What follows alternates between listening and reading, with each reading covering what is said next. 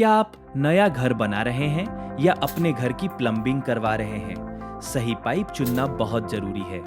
गलत पाइप भविष्य में लीकेज, बार बार रिपेयर और अतिरिक्त खर्च का कारण बन सकता है। पीवीसी पाइप ड्रेनेज के लिए सबसे उपयुक्त है। यूपीवीसी ठंडे पानी की सप्लाई के लिए इस्तेमाल होता है।